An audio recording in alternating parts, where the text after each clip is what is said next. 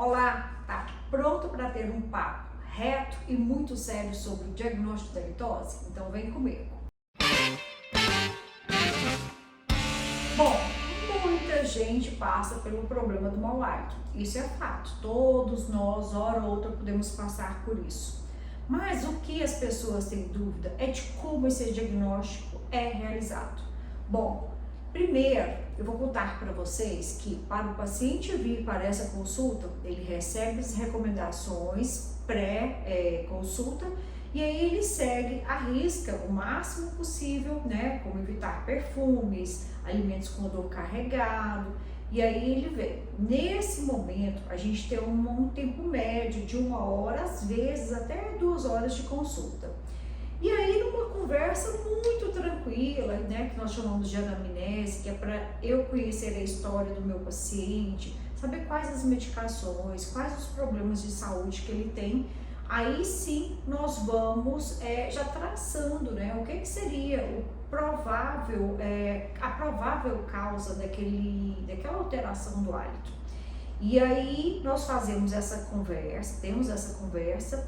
E depois, aqui no meu caso, na minha situação, eu faço o exame, que é o exame da avaliação do hálito, através de um aparelho que se chama oralcroma. Então, eu tenho uma seringa descartável que eu pego o ar da boca do meu paciente e injeto dentro do meu equipamento. Depois disso, nós vamos fazer uma avaliação minuciosa, extremamente detalhada em relação ao que aquela pessoa apresenta na boca. Bom, a gente começa a avaliação pelos lábios. Como que estão esses lábios? Tem algum problema de saúde? As queilites, que é a inflamação no cantinho da boca, tá ressecado, tem herpes labial, pessoa mordisca os lábios, mordiscar, ela enfia o dente no lábio e fica mordendo, assim como ela faz também com a bochecha. Então a gente tem que avaliar começando de fora para dentro. Depois, com os meus dedos, eu vou manuseando a mucosa, ou seja, a bochecha, a língua, vou apertando glândula salivar debaixo da língua, aqui nessa região de cima, para ver como que está a saída dessa saliva. Bom, não é nada dolorido essa avaliação que a gente faz.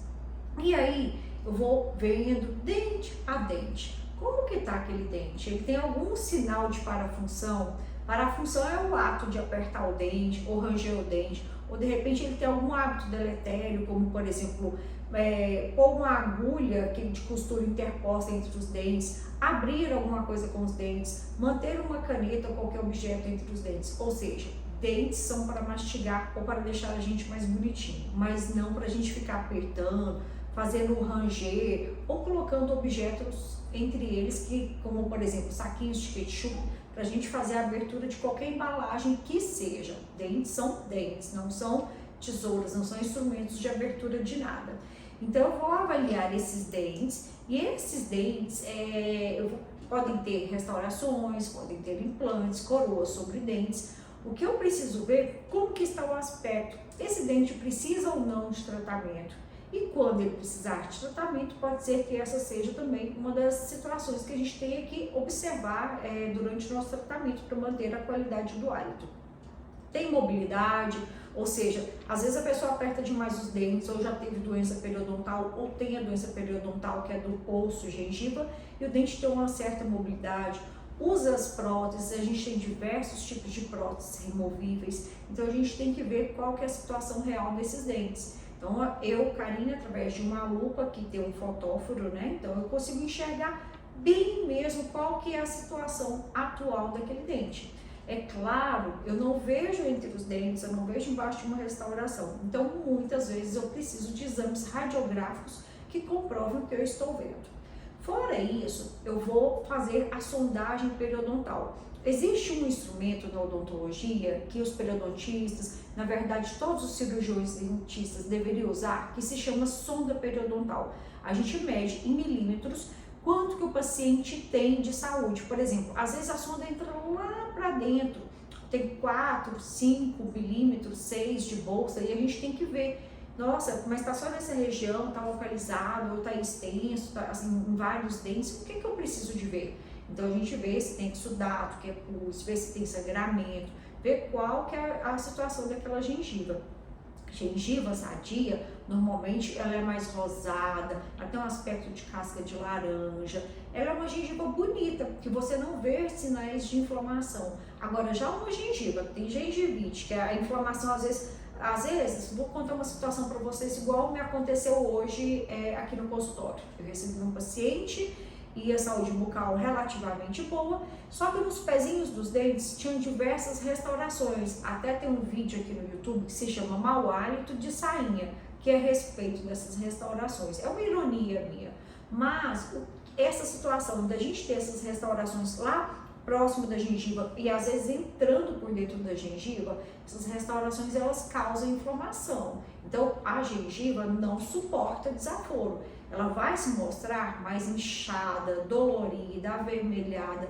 Quando é assim, isso aí pode até ser um caso simples de gengivite, que a gente resolve fácil. Em outros casos, pode ser um caso de periodontite, que é quando a gente já começa a ter alguma degradação dos tecidos de sustentação dos dentes. Ou seja, o dente está dentro de um osso, a gente tem como se fossem umas teinhas de aranha segurando os dentes, o dente ele tem mobilidade, ele tem uma gengiva que abraça ele. Então, isso é tecido de suporte, de sustentação.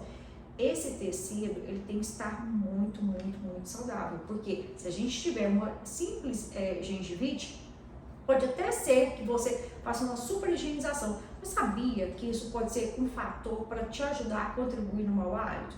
Então, mas não é só isso. Então a gente vai ver a gengiva, já viu os dentes, vou ver a gengiva. Sim, vejo muito bem a língua, a parte lá da frente, a do meio, a parte de trás, a garganta, como é que tá aquela garganta, aquelas amígdalas, o céu da boca. Nessa boca tem alguma mancha mais enegrecida, branquinha, tem sinais de mordida. A língua, ela tá dentro do espaço certo, ela tá pressionando os dentes, ou na verdade ela que tá lá, né, tentando empurrar os dentes por tensão, por ansiedade, nervosismo. Bom, são várias situações que a gente tem que observar dentro da boca. Tem aparelhos ortodônticos, contensores ortodônticos, o que que tem lá? Então, essa aí é a história de avaliação clínica, a história física. Então, isso é de extrema importância. A gente precisa ver direitinho qual que é a situação da nossa saúde bucal, da saúde bucal do meu paciente.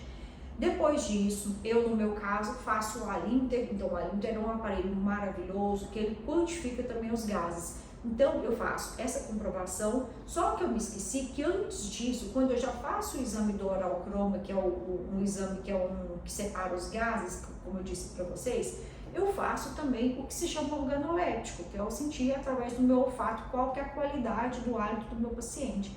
Então só aí eu já dou uma nota para ele. Tá com ausência de odor, tá com odor de boca, eu tenho que chegar pertinho para sentir, ou a certa distância, quando ele já estava conversando comigo, eu já estava sentindo. É uma social que eu nem preciso, já chegou o ar ruim da boca, já invadiu já o meu ambiente. Então são situações que eu vou qualificar, eu não vou quantificar. Quem quantifica é o oral croma e o Alimter.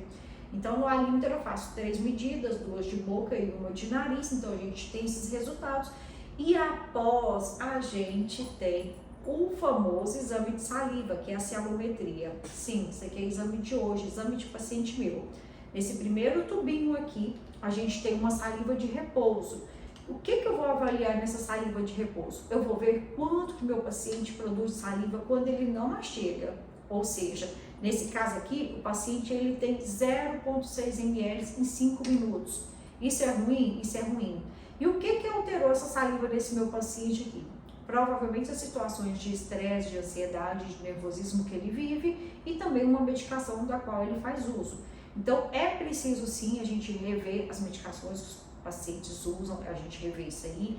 É preciso sugestões para o paciente fazer, continuar acompanhamento psicológico e ou psiquiátrico e até mesmo manter o autocontrole. Já essa outra saliva que tem 10 ml de saliva, ou seja, em 2 minutos, em 5 minutos, a gente tem 2 ml de saliva por minuto. Isso é ótimo, maravilhoso, maravilhoso. E nessa saliva de estímulo, quando é que a gente produz saliva de estímulo? Quando a gente mastiga, mas é o alimento. Então a gente tem o estímulo salivar pela estimulação mecânica e pela estimulação gustatória.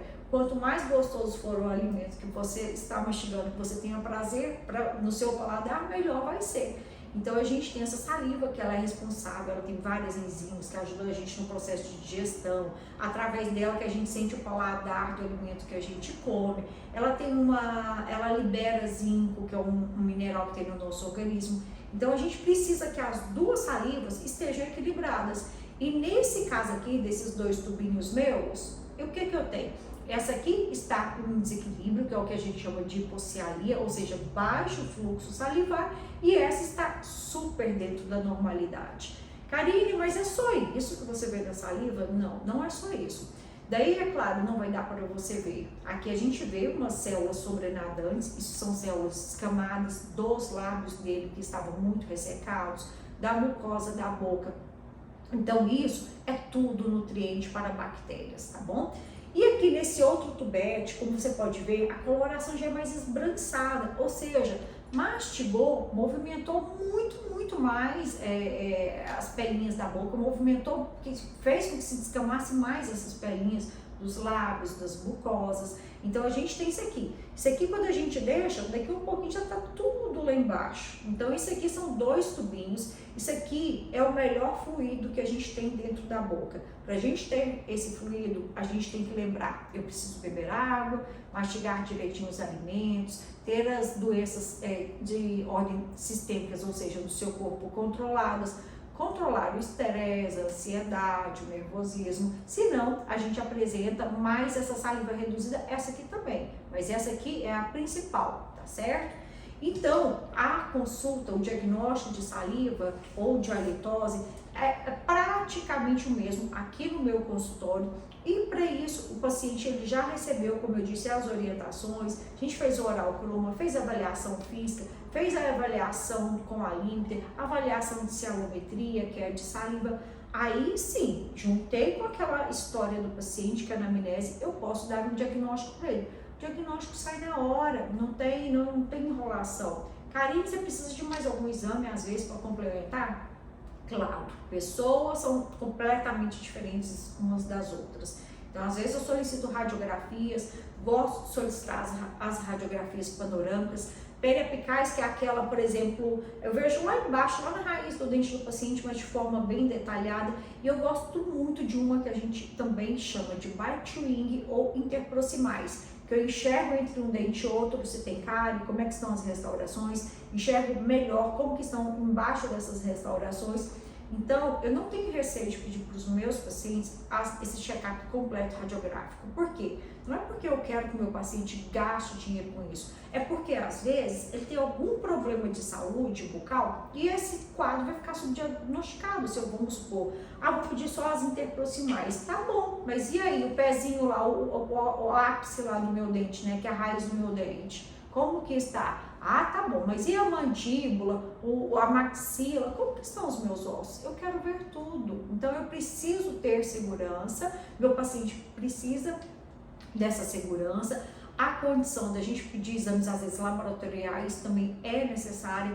Então o diagnóstico depende do que o paciente apresenta, depende de se ele já teve ou não alguns exames realizados previamente, então cada caso é um caso. O diagnóstico é o que direciona a gente para o tratamento, a segurança, a qualidade de vida e o bem-estar, tá bom? Então, tratar mau hálito, buscar esse diagnóstico não é um bicho de 7 cabeças, é a coisa mais natural, mais simples possível que tem nessa vida, tá bom? Um beijo grande para vocês e até o próximo vídeo.